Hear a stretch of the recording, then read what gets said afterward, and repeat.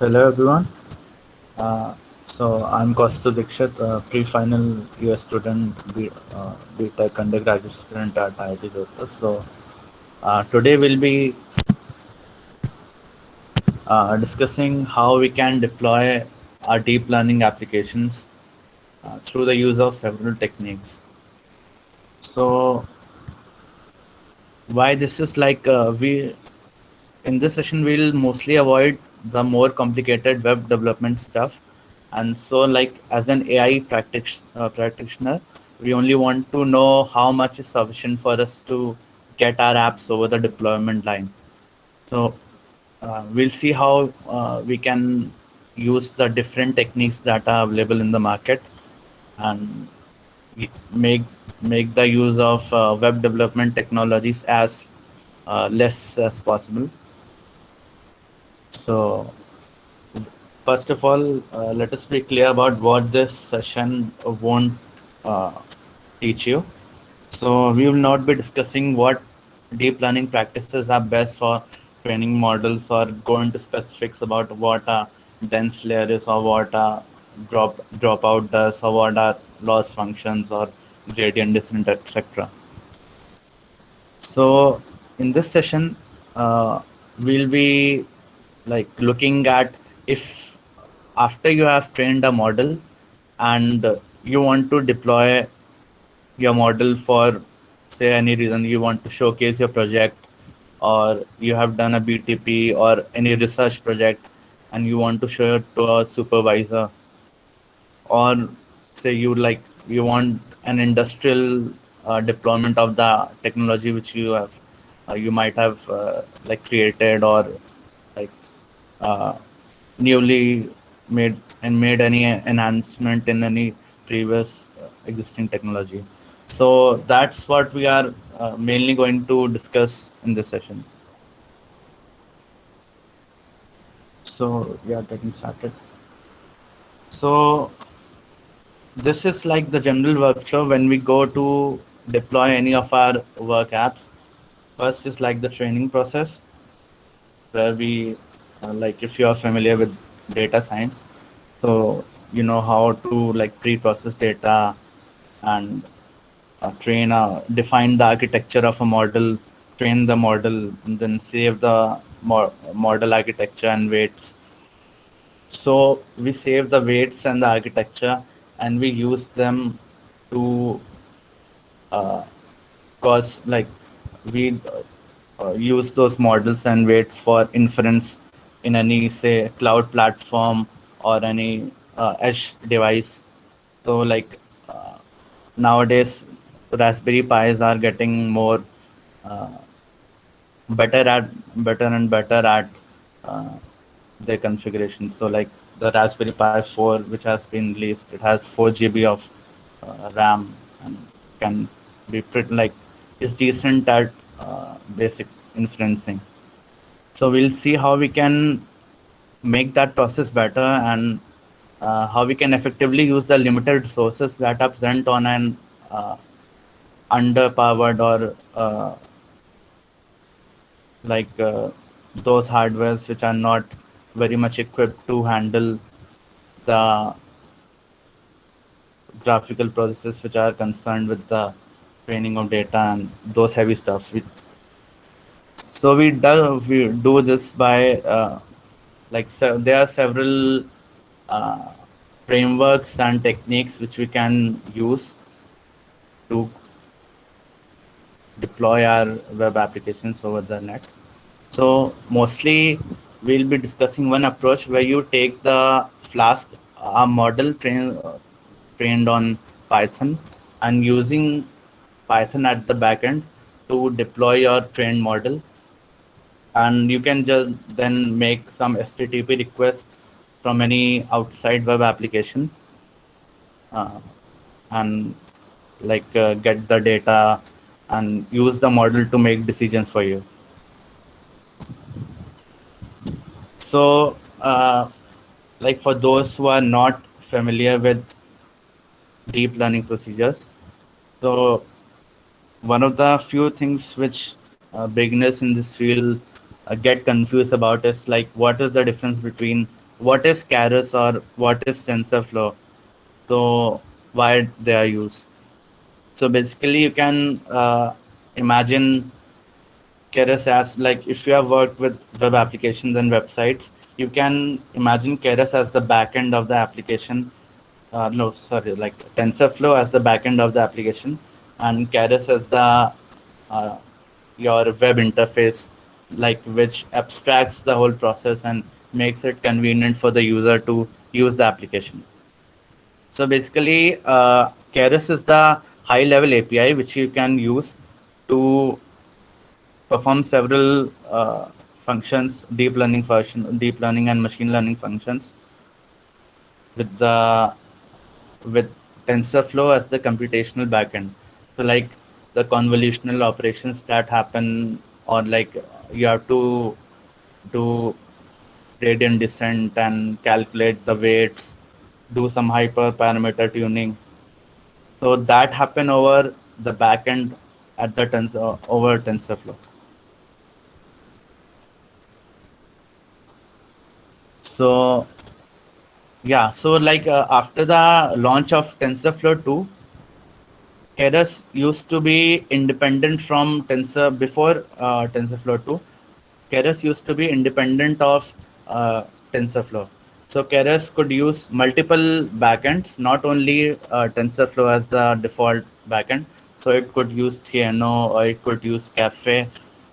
But after the release of TensorFlow 2, uh, you can use Keras with TensorFlow as the default backend, and they'll be soon phasing out the support for multiple backends after some time. So while the Keras will still exist to receive some minor updates, it will gradually phase out, and you will be only using tf.keras, which is like the implementation of Keras in TensorFlow.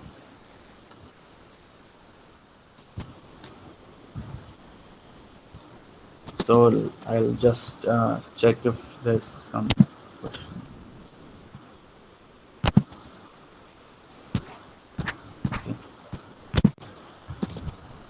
So one method which you can use is TensorFlow JS.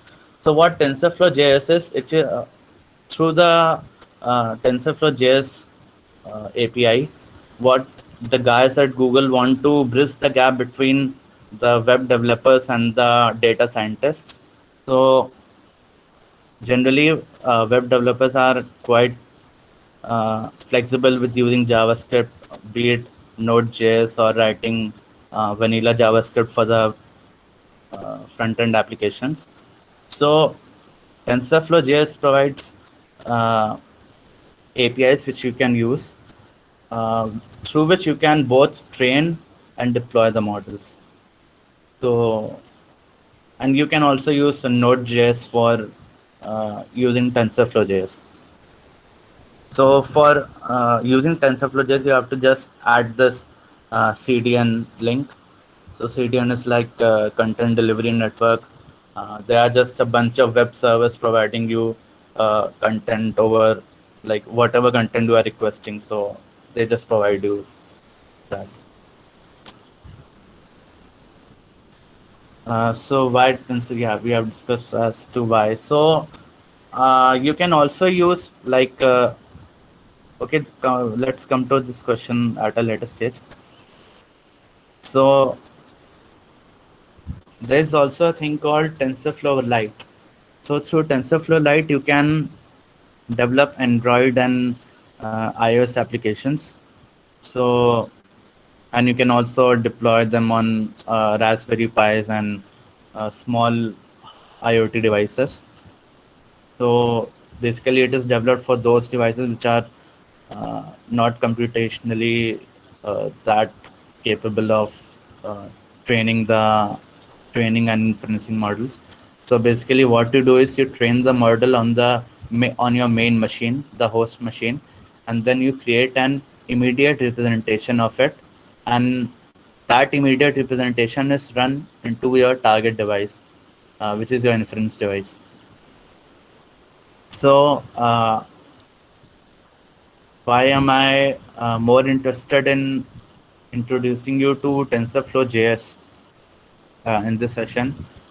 Is because like for if you want to develop application for Android and uh, iOS, so you'll need to know a little bit about what how you can code for Android and how you can code iOS apps. So through the use of TensorFlow JS, you can just deploy your app over the web, and you can access it using through either mobile phone or like through Android, iOS, web browser, anything. So you can so if you say if you have a Python model, like a Keras model, which you have trained using Keras or TensorFlow. So you can simply use this line to convert the model into an immediate intermediate representation, which can be run on using JavaScript. So you just give it the input path and the output path, and your this TensorFlow JS converter just converts the your model into uh, an immediate representation, which can be used for inferencing on using JavaScript.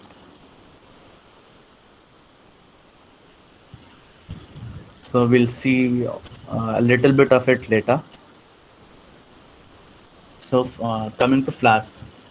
So Flask is a micro framework, which is like Python micro framework.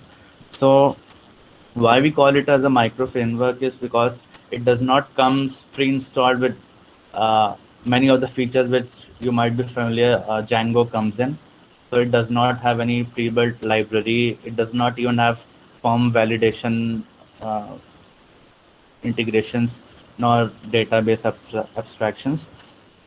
But Flask is highly flexible in this aspect, so you can just use any of the third party libraries and features which you want.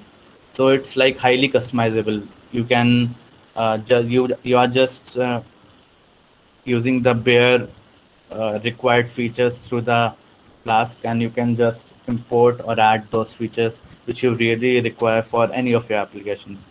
So that is why it is good for deep learning application, because we don't want the pre-built stuff that comes over in Django or say any extensive framework.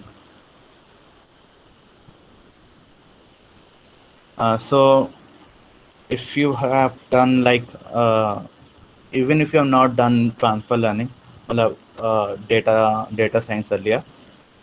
So what transfer learning is basically, you are just taking a trained model, and you can add some of your own layers to it.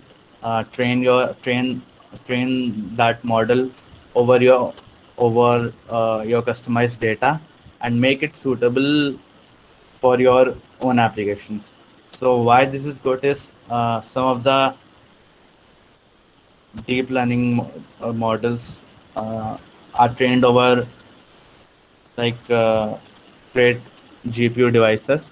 So they need extensive resources for that, and there are lakhs of millions of weights which you can get after training on that extensive GPUs. So we can make use of that and just uh, add our own uh, form of training over it and use it for our purpose. So that's why like transfer learning is becoming more and more popular. So if you have read recently about GPT-3, so basically it has like billions of parameters. So you can add your own, like you can just build upon it and make it suitable for your application. And it will, because it has been trained over so many weights. So like you'll have a better model as compared to if you make a model only by yourself and create it from scratch.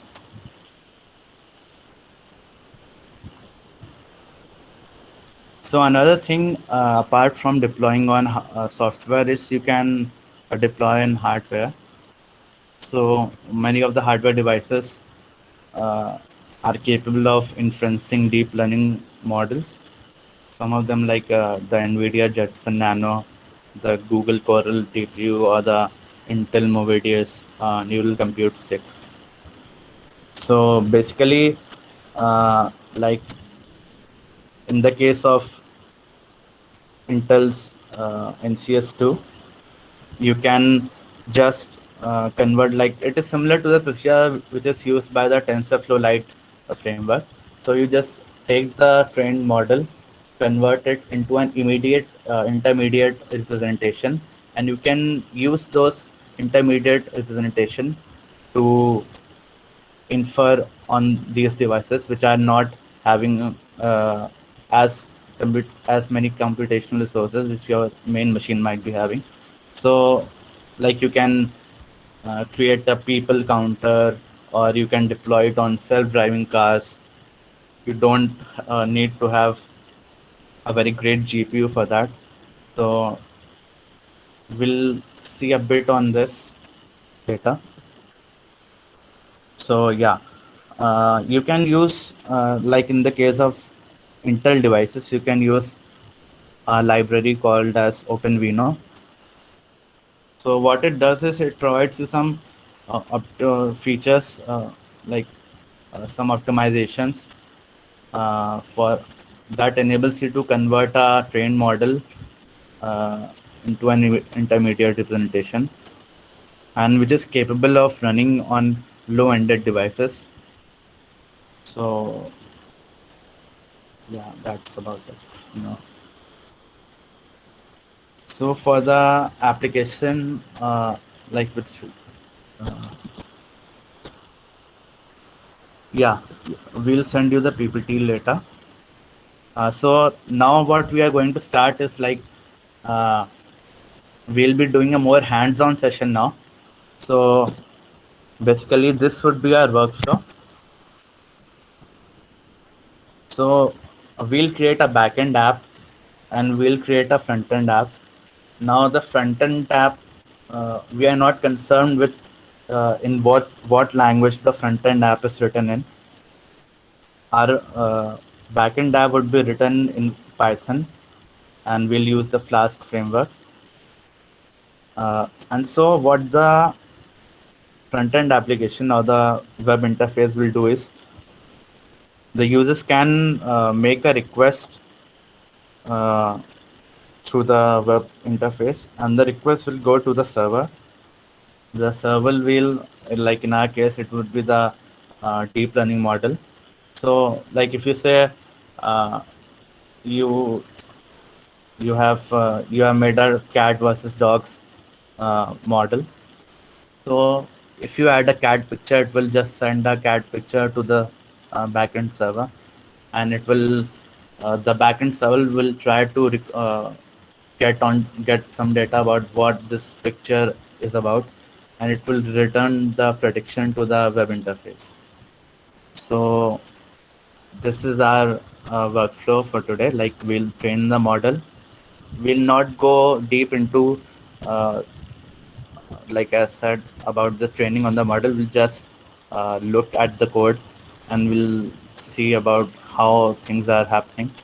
And then we are mainly concerned with how the web deployment application will come up. So the PPT answer. So if you have any question on that, we can take it now, or we can move to the hands-on application.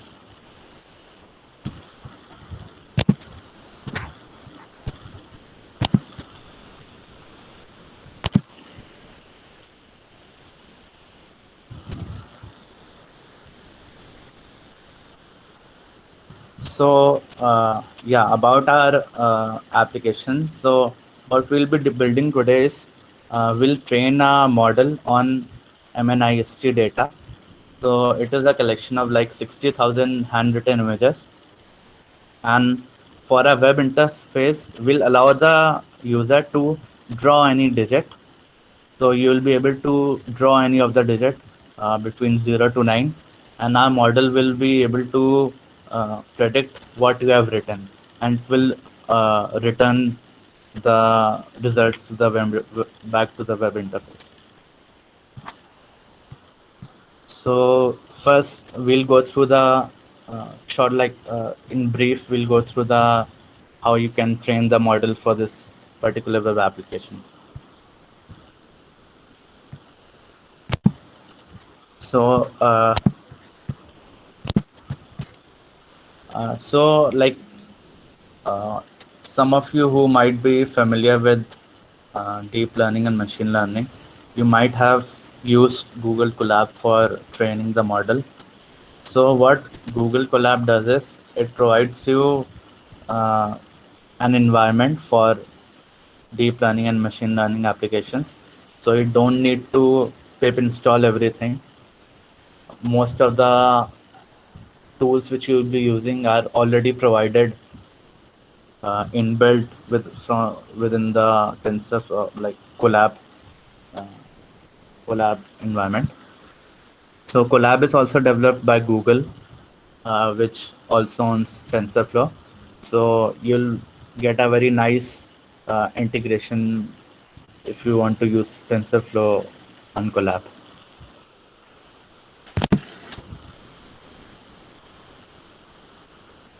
So yeah, and also Colab you can, like, if you,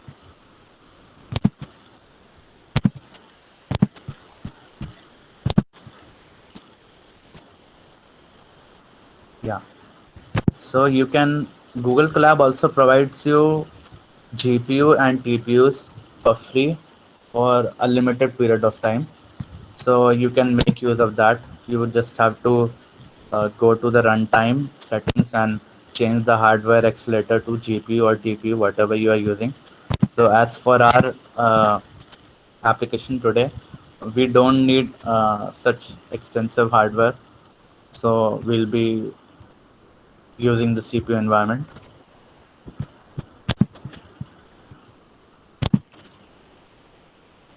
So we'll go through this code in brief. Uh, so we are just importing TensorFlow and NumPy and Matplotlib. So, and in the TensorFlow keras.dataset, you are already provided with MNIST dataset. So you can just load in the dataset using MNIST is equal to tf.keras.datasets.mnist. And so, and you can store the images and labels in 4 variables. So like the training data and test data and their respective labels already comes in the form of Python NumPy arrays. So you can just load them using these variables. We'll have a class name because we want to classify digits between 0 to 9. So those will be our classes. So if you do, I'll just keep running them alongside. So we are using the 2.3 version of TensorFlow.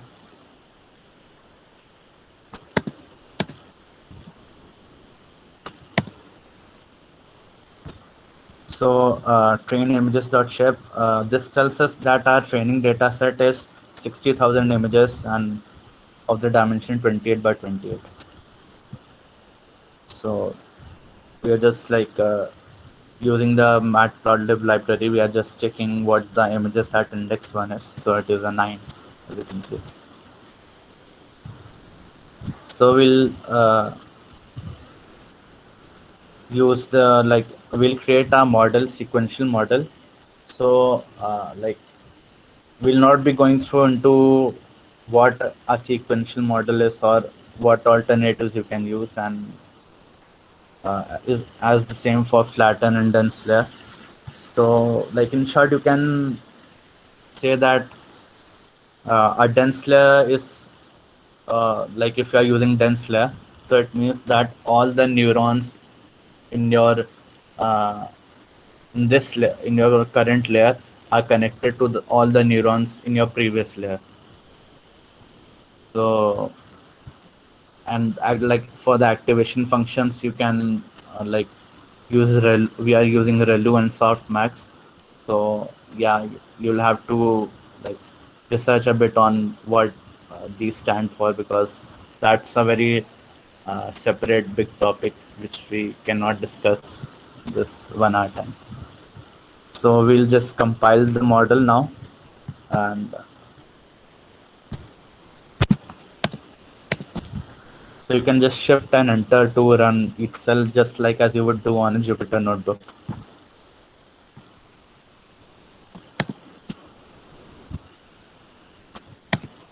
So like you can see all this data was already here because I ran this notebook earlier. So you can, if you want, you can just run time and restart the runtime and run all of these cells again. So our training is complete and we have about 98% accuracy on the training data. So you can do model.summary, which will tell you what the current architecture of your model is. So like we defined it above, we have one flat layer and two dense layers.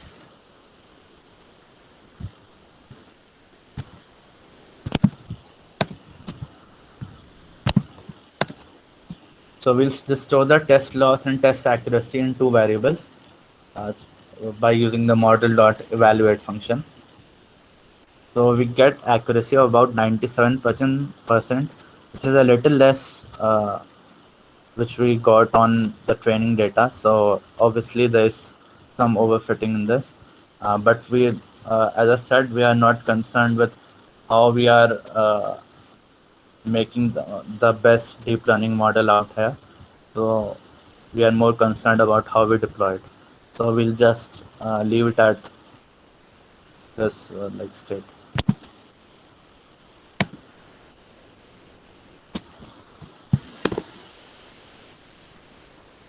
Yeah, so like MNIST data set is like a relatively simple data set. So you don't need such a extensive uh, network of layers and architectures for interpreting what the layers stand for. So like it is the hello world of deep learning. So yeah, like it is very easy to get good accuracy on MNIST, but like you can still get better results and reduce the overfitting between like. So what overfitting is like, yeah, that is important. So overfitting is the difference between your test accuracy and training accuracy. So in our case, it is about uh, 1%. Yeah. So our training accuracy was 98%. Our test accuracy is 97%. So just overfitting is the difference. Like you can roughly relate it to the difference you are getting over the test data and training data. So there are several techniques by which you can reduce this overfitting. So you can use dropout layers. You can use regularization. You can tune your hyperparameters.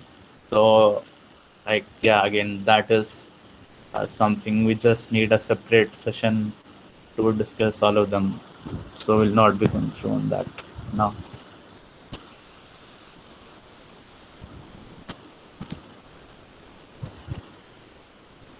So here, like we are just predicting what the uh, prediction for the test image at index 0 was. So it is saying the prediction was 7, and our label for that image was also 7, which means we are getting the correct accuracy on that image. So it was like just for you can for test you can see this. So yeah, we don't need this.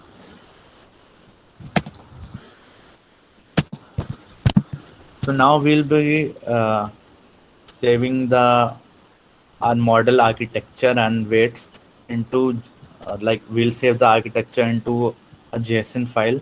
JSON is like a JavaScript object notation, and we'll save uh,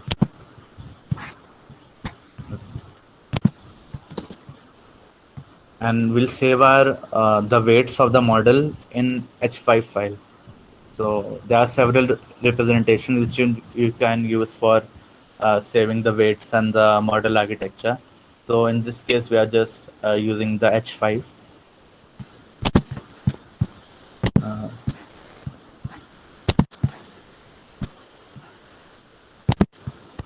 yeah, so if we run this cell,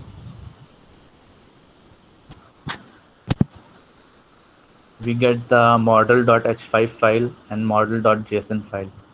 So we can just copy this file to our.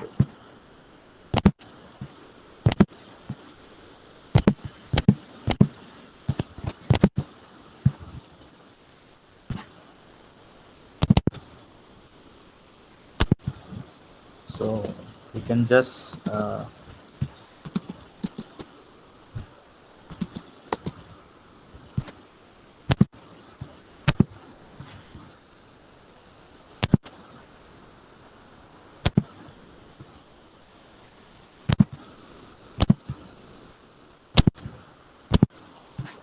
yeah. So we can just download the H5 and JSON files.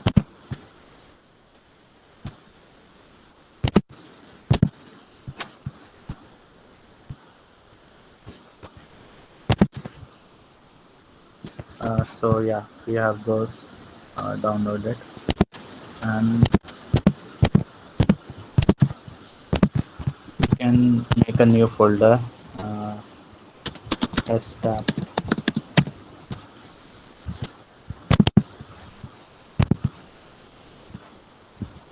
So I'll just move my. So if you have already like you can for training purposes I'll just close this.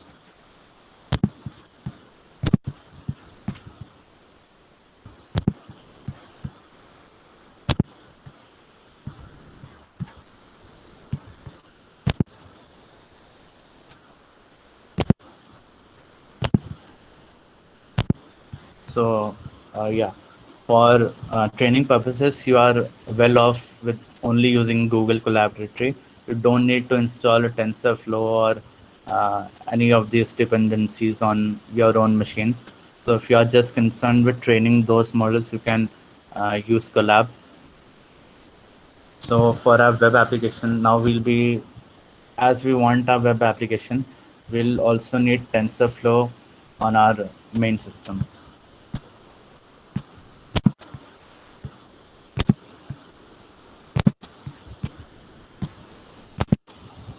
So we'll create, uh, so you can choose any,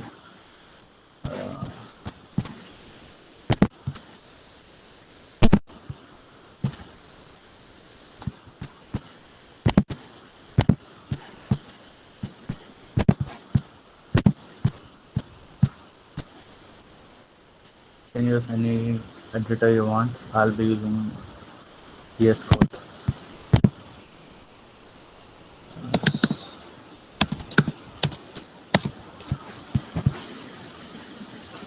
So as I don't want to mess up my system, so I've created a virtual environment which contains the desired TensorFlow version and all the versions of the like tools which I'll be using. So I'll just uh,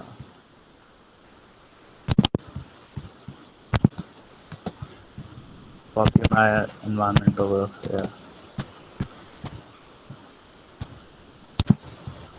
So basically, you can create a virtual environment if you like. If you say have a TensorFlow 2 in your main machine, and you don't want to uninstall TensorFlow 2, and you still want to use TensorFlow 1. So what you can do is you can create a virtual environment. and just for temporary purpose you can install those versions of the softwares which are different from your main machine. So for say testing purpose, or you are uh, deploying your application at the final stages, so you want to make sure that it is available to the user uh, through which whatever version they are using. So you can just use virtual environments to test that.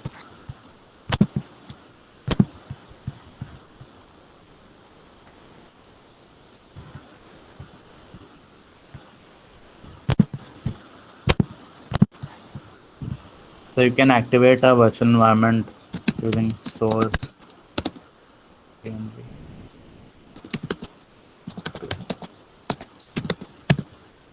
So we have a virtual environment now.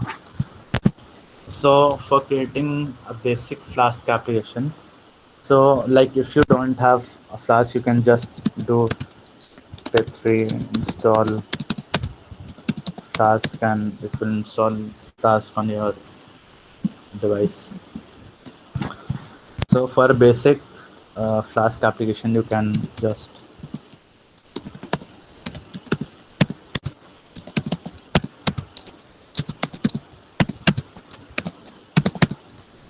so we are just importing the Flask class.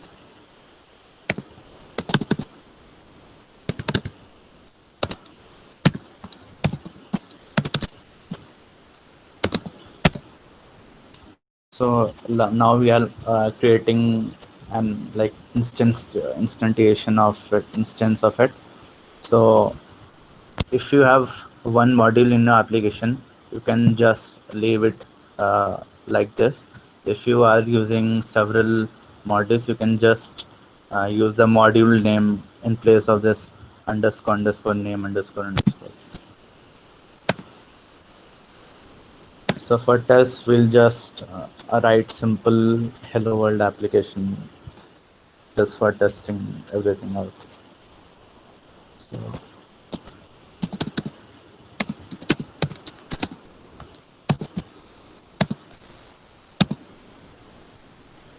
so using like app.route is a decorator.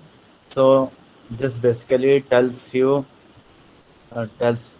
application that if the user is requesting this endpoint, like this is called an endpoint. So if the user is requesting this endpoint, you can call this function which will uh, define now. So if the like this could be anything slash hello or anything. So if the user requests this, uh, you can just run the function below it, and return the function can return the whatever data you want the user to see. So we'll call it hello.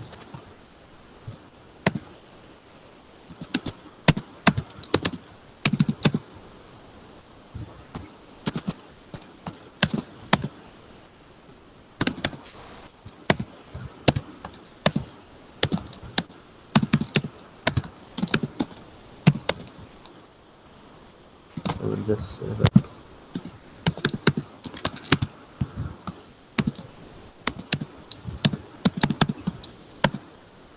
So we are just defining a Flask app environmental variable and giving it the value app.py.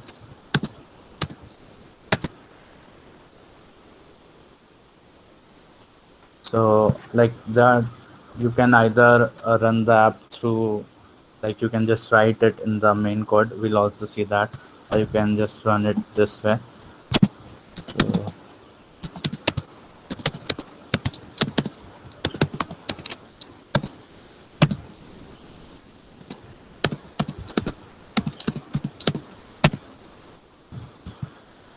so our application is running at this URL.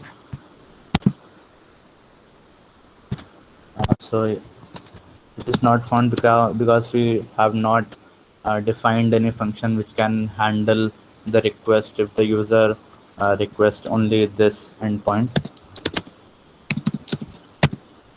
So if we go to the uh, slash hello, the endpoint which we defined, you'll see our message hello world written over it. So yeah, that's a basic Flask application for you.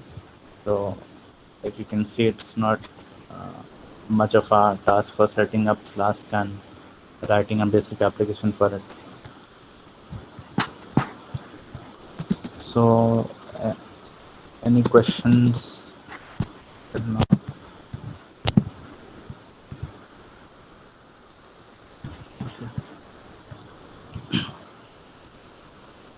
So for the next stage, we'll be just using the model.json files and the weight file which we got, and we load the model, deploy the model at the backend at the predict endpoint, and the user can just go to that URL, provide some data, and our model will take the data, provide some calculations over it, and return the data.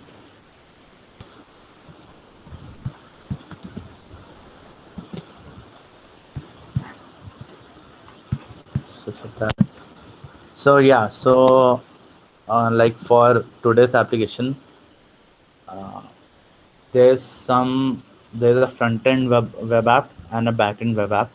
So the front end web app mainly deals with HTML, CSS, and JavaScript code. So I don't know how many of you are familiar with jQuery and stuff. So we'll mainly look first at the backend app, and if we get time, we can discuss the front end code because it is comparatively longer. So yeah, let's start with the backend app.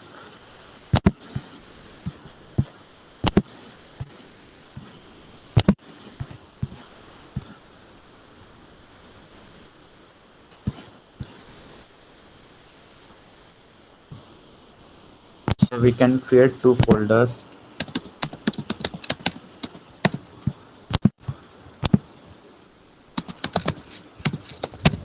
So templates houses your HTML files.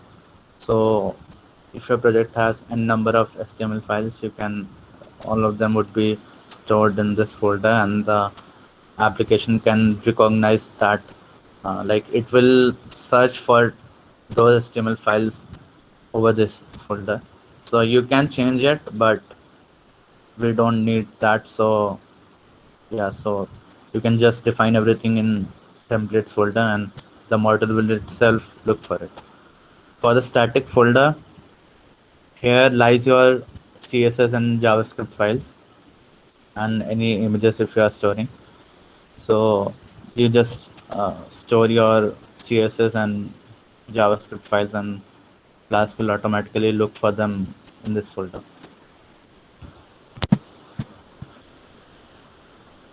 So yeah, I have the model files from this. So I can just copy the model files.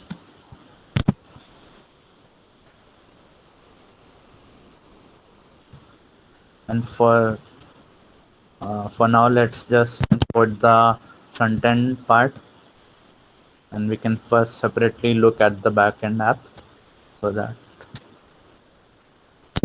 So we have the index.html. We place it in the templates folder.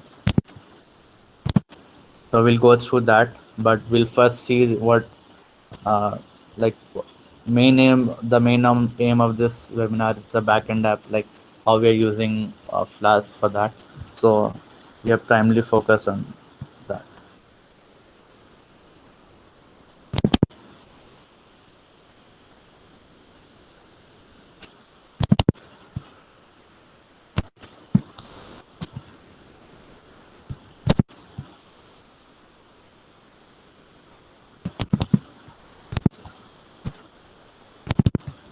So we'll just store them at the stack folder.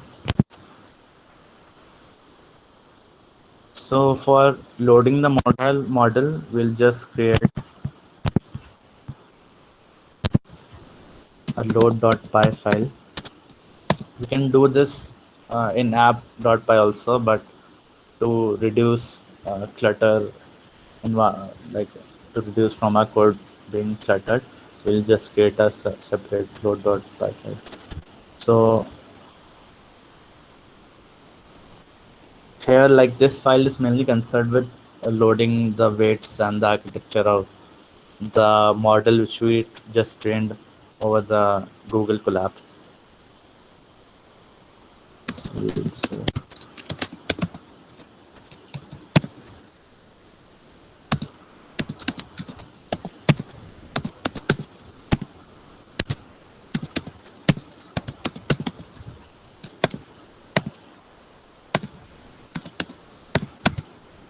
Let's define our function as init initializer.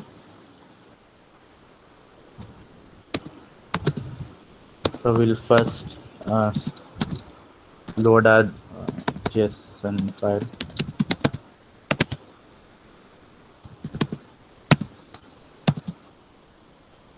So our model name is model3.json.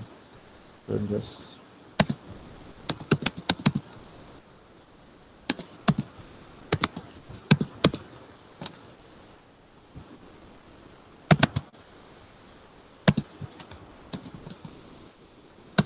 so we are opening the model3.json file in readable mode.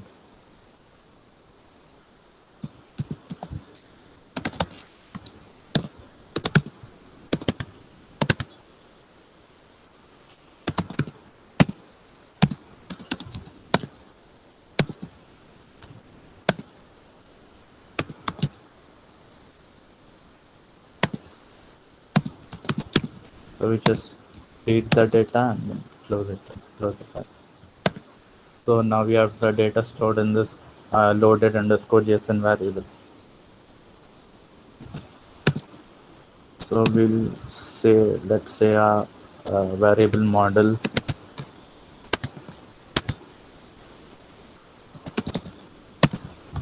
So using this, there's a functionality called model from JSON. There in TensorFlow.keras.models, using which you can just load the model from the JSON file. So that's why we earlier uh, saved our model in the JSON format, because yeah, we have provided support for loading our architecture from it.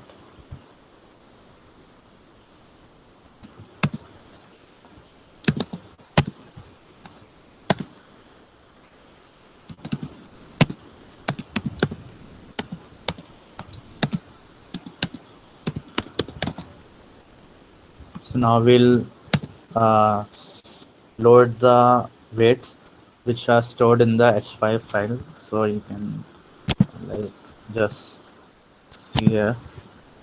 So we saved our model.save weights model.h5. So yeah. So yeah, so this model 3 dot and model 3.json h5, they are yeah, I think I took it from a different folder. So yeah, these are the same files like which were trained on that very code. So yeah, it doesn't matter.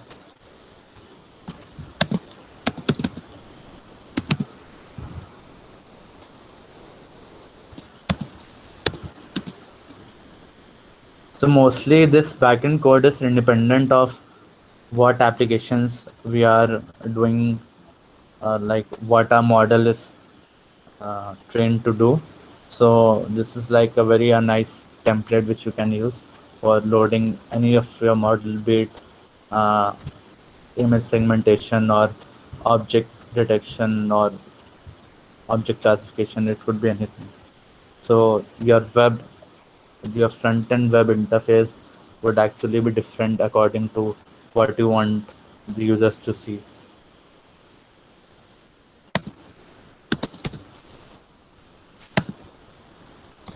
So we'll just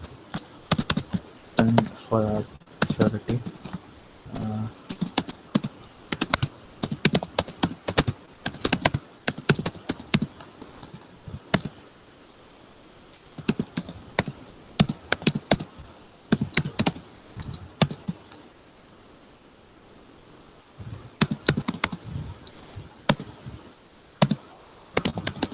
So, like if at any stage you want to ask something, you can just put it on the chat box, and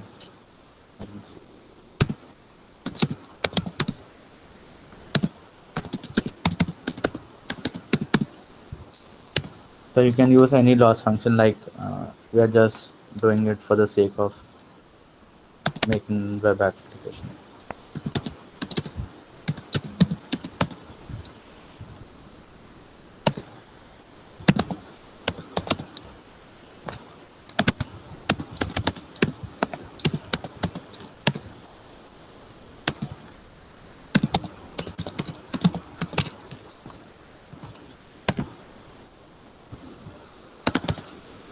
And we'll return a model which will be called in our main app.py function, app.py file. So through this file, you have just loaded the weights and the model architecture. Now we can just pre-process our image, whatever the user is entering, to the format which the model expects the image to be. So in the case of MNIST, it is 28 into 28. So we'll just remove this.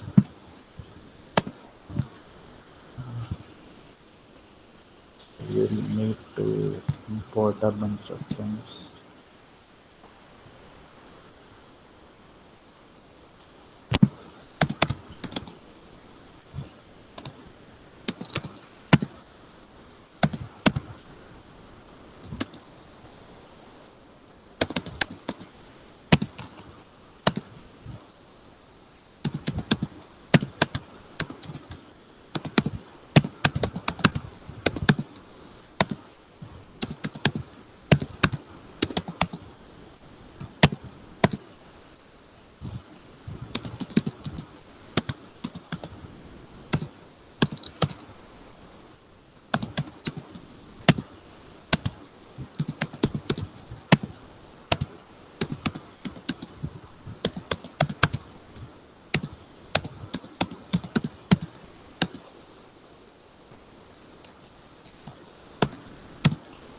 Yeah, and we'll import if anything comes up.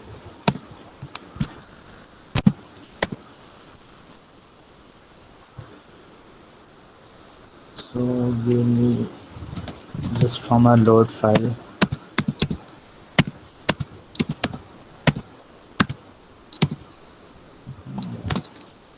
like if you have n number of functions uh, present in the load.py file, you can just use a star and it will import everything which is present in the load.py file.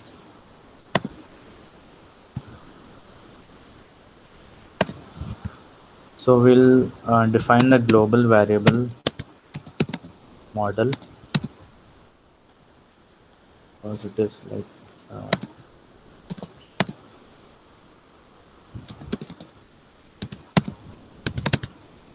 we'll call the init function for get like if you see the load.py returns the loaded model, so we'll just receive it here.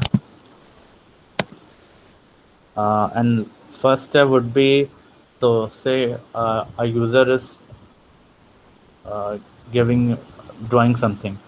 In the case of our web application, the user is drawing any digit between 0 to 9.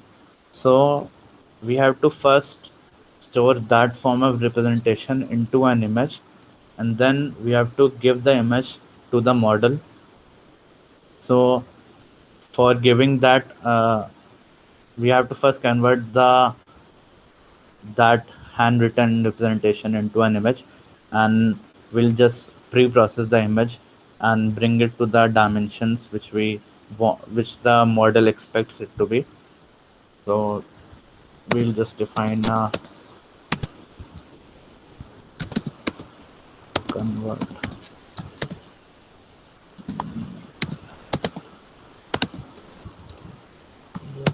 function. We'll take some data,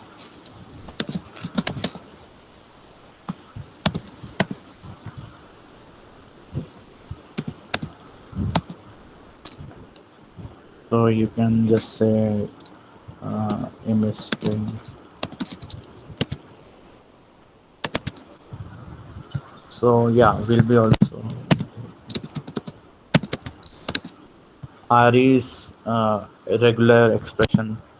So you can play with the, like, you can use regex, and if you have done some bit of web development or anything, you might have come across regexes, and so basically we can use this to, like, you can use import RE for performing any functions which are related to regular expressions. So we'll just do RE dot search.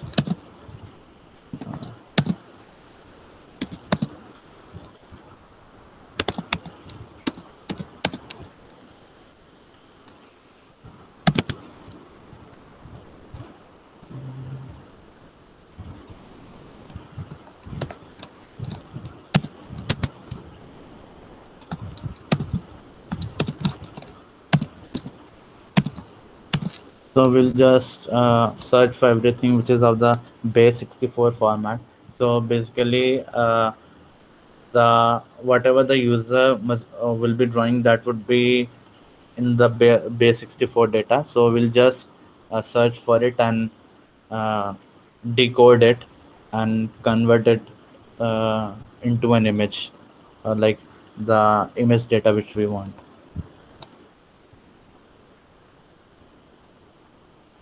So I think we are already late on time. So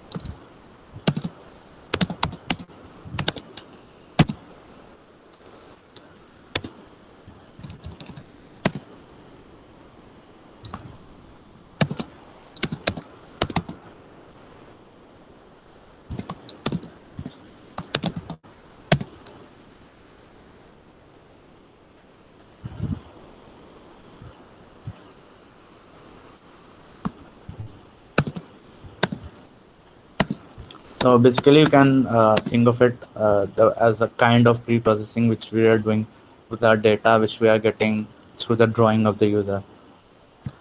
So, like, if you can see the web interface right now.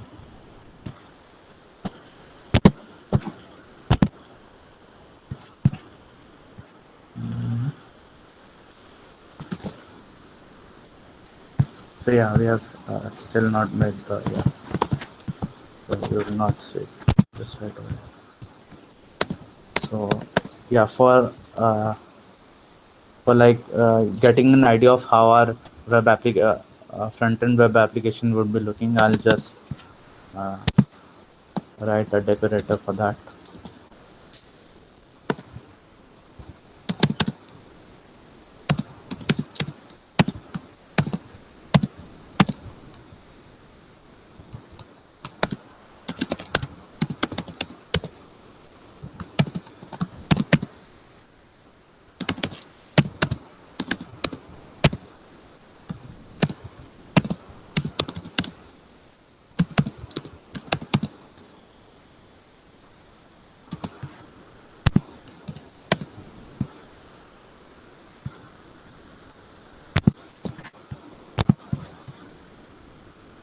So are you able to see it?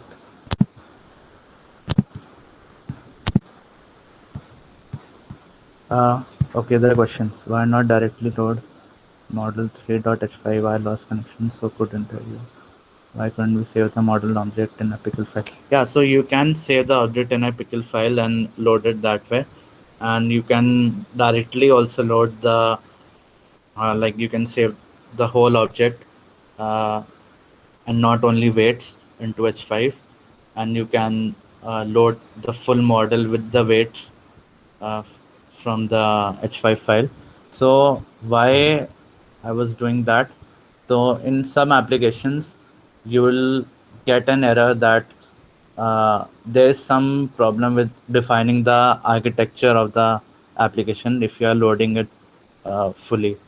So that's currently an issue in the TensorFlow repo. You can check it out. So what the temporary fix is, in some application you can just load the architecture from the JSON file and load weights from an H5 file. So are you able to see this? So I hope you answered your question, Manal. So are you able to see the web app? So this would be like how our web app would be appearing to. So you can type anything and uh, so like you say type a 7 and then you predict. So right now you'll not see anything because we have not done the backend operations currently. So you'll see, get your predictions over here. So this is like the most basic Flask app which you can deploy. So that's why I took it here. So any other question till now? Yeah.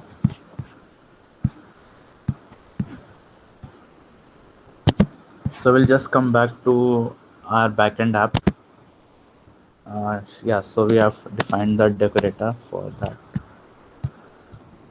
Now we can define our like uh, the decorator for some if someone asks for us to predict the image which we have handwritten into the web interface. So we'll define a load for that.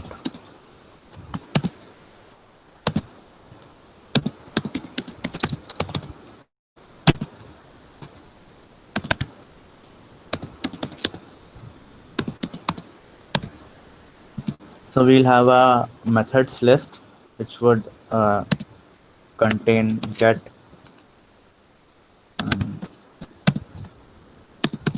post.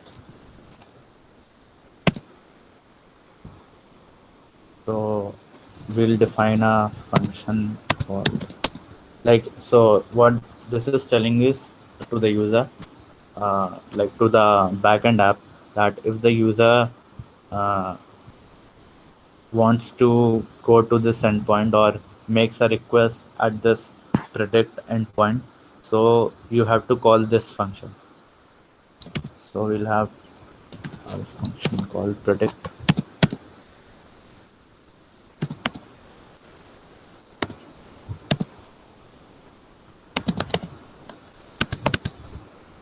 So we'll just get the data from the request. We'll pass this data to the convert image function which we defined above and pass on this data. Now we can use the imread to read the image which we got back from this convert image function. So basically what it did was it stored whatever we wrote with like whatever we hand wrote it on the web interface, and it stored it as an image. It converted into an image data. So we are now just reading that output image.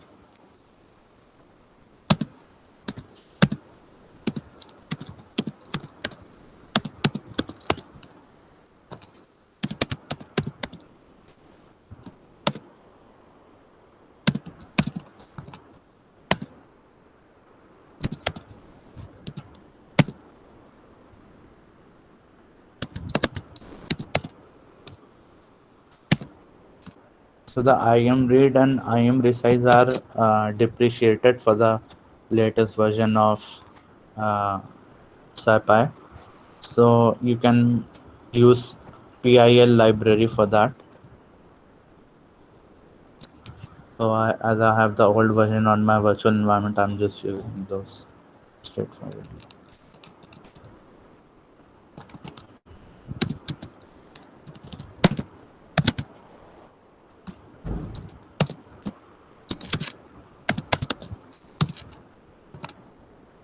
So 28 into 28.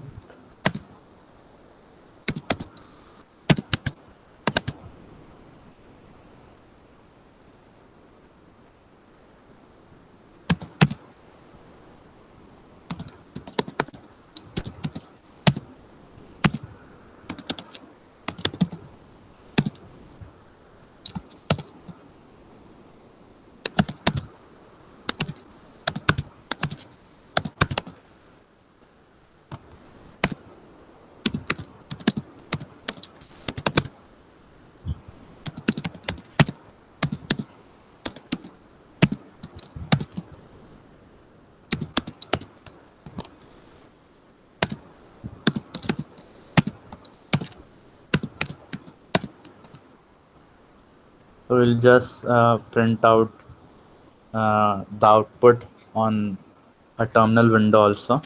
So just for keeping in sync into what is delivered to the web interface and what uh, like for just making sure things.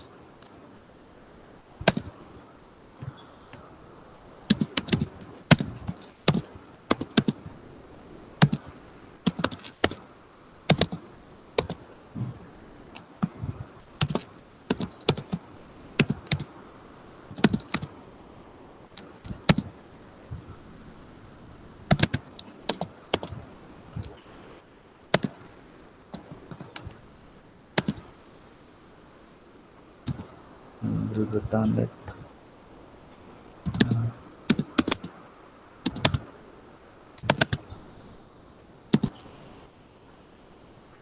So like we'll return the same thing. So what it is doing is uh, so like whenever you call a prediction on an image, it will give you back the data as a fraction of like if you give 4 as an input, it will give you what percent of it the model understands that it is 4. So it may be say like it may say 93% for 4% 2 and like that. So we are just taking the max out of it and giving it the response because we are not concerned with what percent what other things it is recognizing. So yeah, and also as our model is fairly accurate, so we won't be getting much of an error.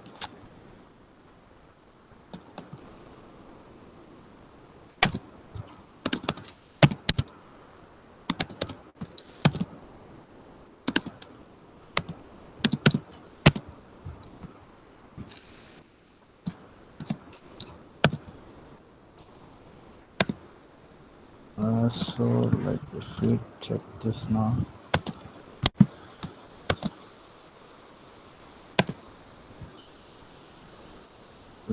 so if you see there's this, we have loaded the model which we printed in the load.py. So it tells you that you have successfully loaded your trained model. And now we'll go to the web application. So we just reload this. Uh, Try to write to.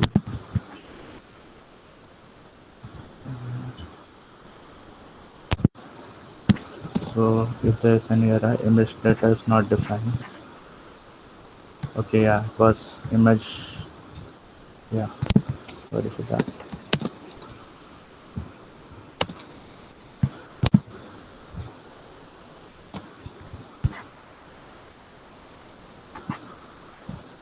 Very much.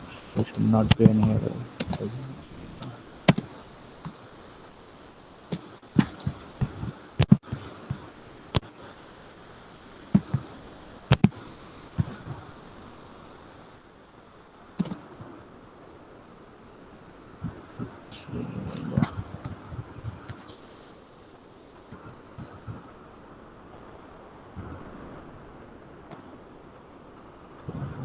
There's something still to add it.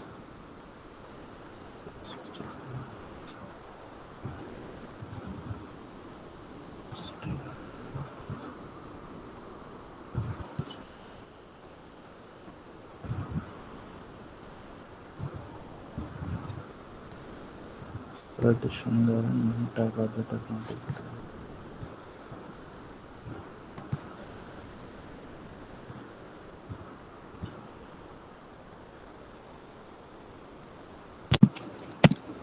So we'll just see what data we are receiving.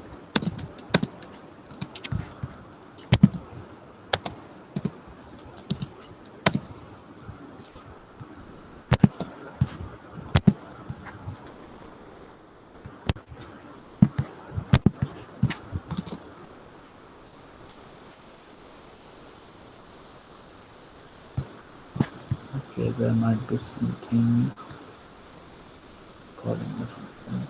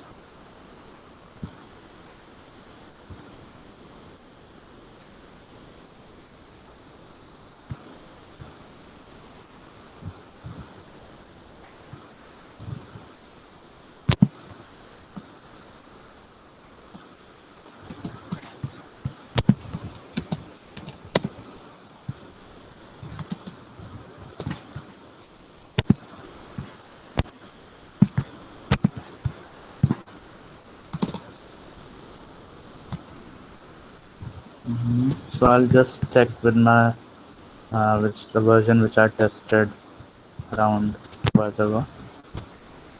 There must be some syntax error.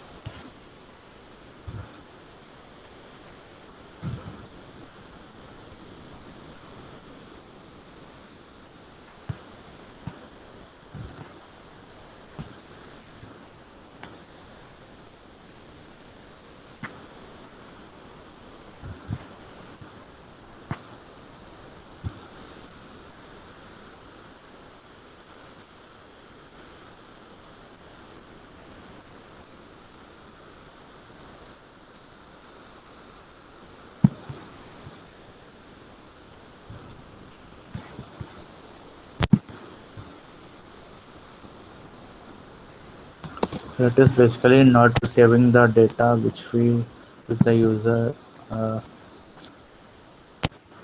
scribbled over the page.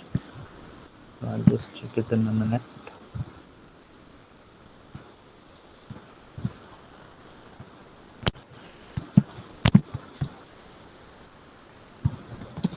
If you point something out, you can also help me here.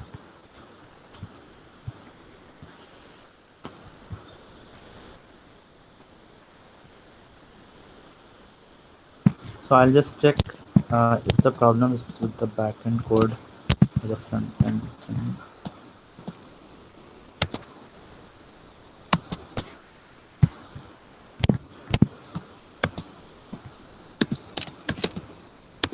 So yeah, so like here we are just running the app, uh, calling the run function within the app, so we don't need to provide the initial command which we're giving. We'll just do app.py.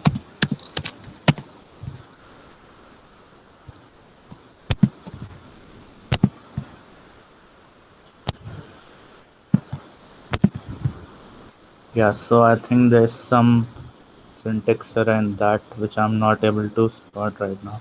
So basically, both the codes are exactly same. So there must be some syntax issue on that. I'll just check it out. So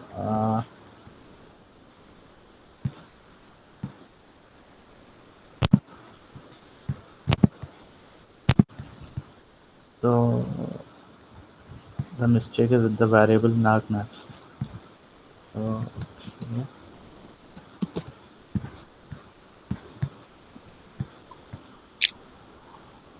So yeah, we'll say like I'll see the syntax. So like anything till now, because I also wanted to go to TensorFlow JS, but I don't think we have. So Anshul, so like how much time we are having?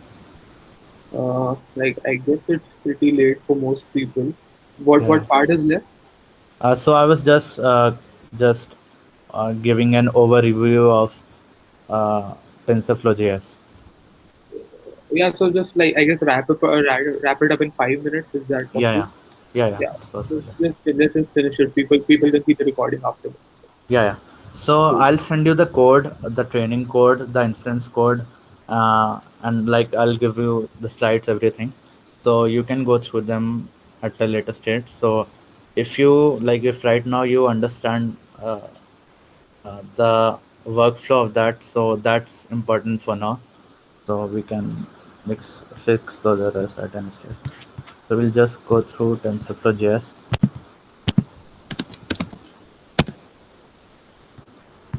So if you go to TensorFlow and just go to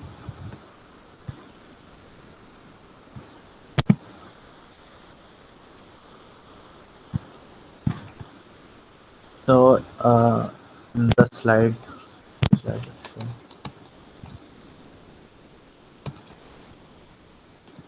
So basically you can convert. So the process will remain the same as far as you are using. You can use uh, TensorFlow JS for training also, but like if you are an AI practitioner, so you must be using Python for writing your models and all. So it would be more comfortable for you if you just train the model over Python and convert it into a form which can be understood by TensorFlow JS rather than training using JavaScript also, which is also a nightmare if you are not that familiar with JavaScript. So we'll just use this command and it will convert the model into the representation which could be used by TensorFlow JS. So just like we did in the Flask case. So yeah, it's similar to that. And you can just add this line of code and it will install like it will give you everything which you want to make use for working with JavaScript for deep learning. How the best. So if you go to this website, you can see demos, tutorials, and models. So if you check out the demos, there are some pretty interesting stuff which has been implemented. So this has been all done using TensorFlow JS. So like you can check this out.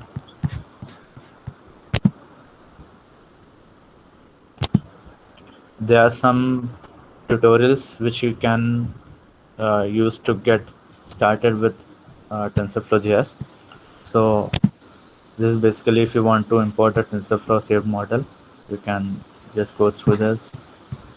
Uh, you can build an image classifier, which either you can again train on Python or you can also train using JavaScript. So you just follow this link and so yeah, if you have any questions, I think we can take it right now for 5 minutes, then wrap it up.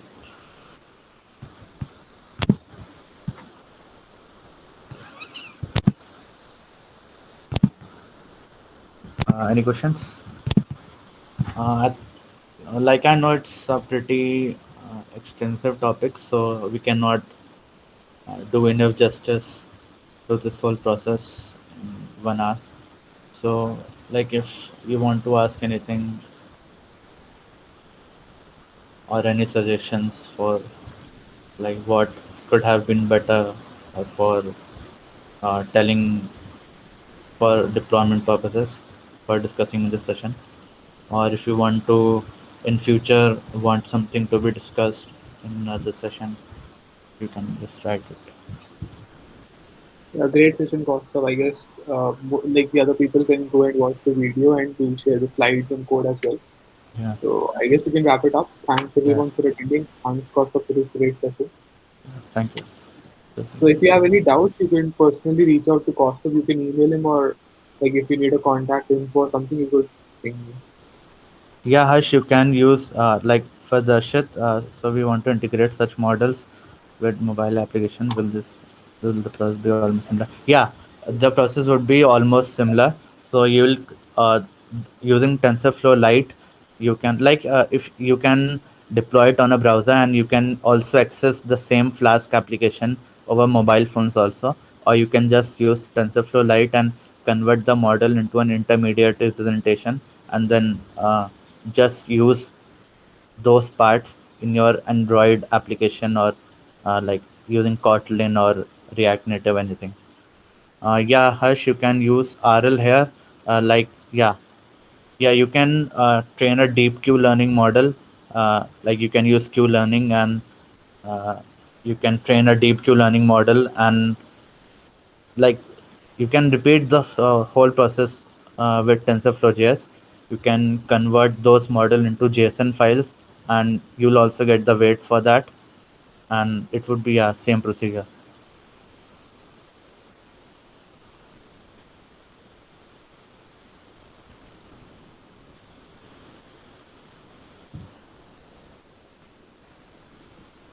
So yeah, thank you everyone. If you have any doubts or you want to discuss anything, you can either mail at opensource at iitj.ac.in, or you can use my ID digixit.2 at iitj.ac.in. So yeah, thank you all for attending. Uh, and yeah, you can send any of the feedbacks or suggestions which you have, and we'll try to make it even better uh, from the next time. Thank you.